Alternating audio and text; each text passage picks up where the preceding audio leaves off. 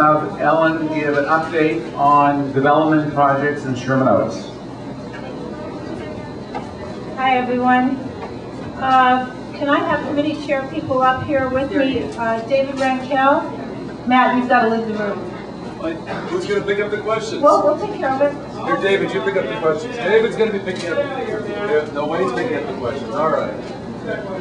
Matt has to leave the room because he's president of the South Valley Area Planning Commission, and we're talking about planning matters, so we don't want any conflicts of interest appearing here. Okay, David Rankel. Here.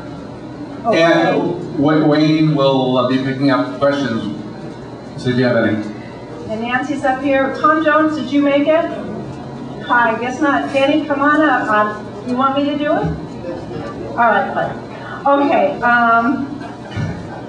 we've got a lot on the agenda today. First off, I just want you all to know that I have the plans for the proposed redevelopment of the Ralph's Market at Hazeltine and Ventura Boulevard. What's so interesting about this is that the lobbyists or consultants contacted the various community groups in Sherman Oaks saying, we want to meet with you, get some ideas. So of course, I asked, do you have any plans? No, there are no plans. Fast forward to a couple weeks later, I have lunch with Beverly Kentworthy, Jack Weiss's planning deputy, and she says, hey, have you seen the plans for the new Ralph's supermarket? And I said, no, and she says, it's really big. And that's an understatement. It's massive, and they asked for numerous exceptions to the, of course, the Ventura Boulevard specific plan. And this is not exactly the best way to start with the community by saying you don't have something when you do. So, of course, we have big question marks about their credibility right from the beginning. And I hate that. I really hate that. You might think I really enjoy getting into discussions and challenging developers and all that, but you know what? I don't, because there's laws out here that make things really easy. But for some reason, lots of times with these laws, they look at them as the starting point, not the final word. All right, let's talk about David Rankel is going to discuss a new project that's not exactly in Sherman Oaks, but yet there's a reason why you need to know about it. Hello. There's a proposal for a very large apartment complex on the 5700 block of Sepulveda Boulevard. Some of you might know the buildings, plural. There are, I believe, 3 or 4 apartment buildings directly across from Target on Sepulveda. Technically, that's in Van Nuys, that's north of Burbank Boulevard. However, it will impact Burbank and Sepulveda and has ramifications for Sherman Oaks. It's just technically on the other side of Sherman Oaks.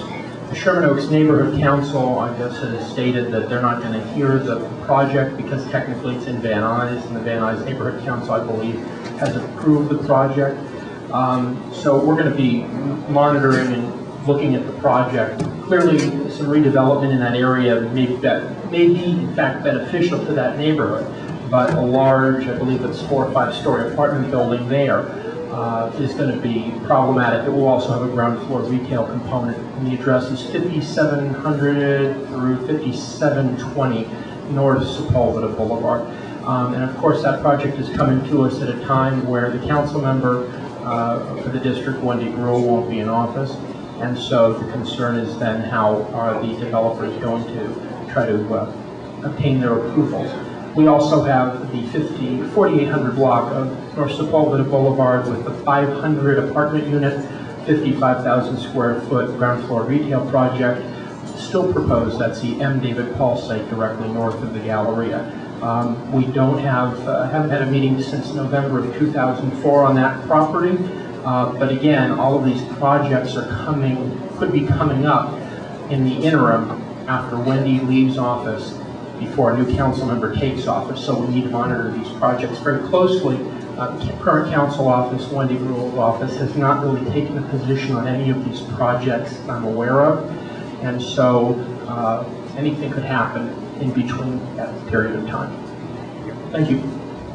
A good case in point about how projects slip through the community's awareness occurred at Ventura Boulevard and Hazeltine, where the Jiffy Lube is. the Jiffy Lube is not a permitted use. Auto-related uses are not permitted under the specific plan. But many years ago, there wasn't a seated council member in CD5, and the project was able to be put through. So that's why we have to be very careful. And the other point about this project up on 5700 block of Sepulveda is that it's a cumulative impact to the traffic. More apartments, more traffic, more stores, more traffic, and the intersections up there are already at failure levels. All right, the next project I just want to quickly give a few updates on and some good news. First of all, the project of the Chabad about the rule that Jack is overriding or invoking, it's called the 245, and he did the same thing using the city charter powers on the Buckley School project, which basically cuts a community's efforts right at the knees. Because what happens is all of the lobbying goes on between the developers' representatives or even a school, it doesn't matter, it's still conducted the same way, so that a community basically has no ability to respond in a timely fashion, because by the time they get up there and speak their piece before the council members, it's really difficult, and you folks need to understand part of the failing of our local government is just this, that you're only given 2 minutes per speaker to plead your case before a city council. And in this case, these people have been working on the project for 18 months, and this gentleman that spoke to you tonight, Mitch, he will have 2 minutes. That's all he will have. Maybe if he's lucky, he'll have 30 seconds more to explain to a council why they need to not listen to Jack Weiss.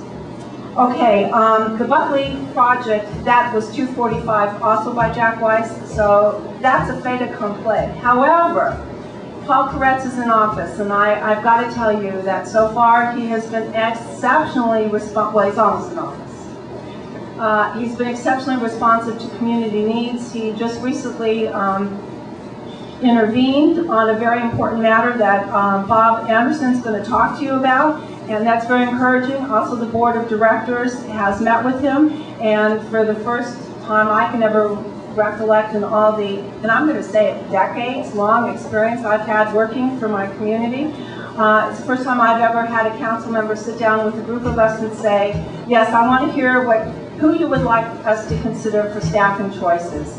These people are going to be working with us probably for 12 years, so the fact that he gave us that year, we're very appreciative, much as we're appreciative about his efforts on what Bob Anderson's going to discuss concerning the hillsides.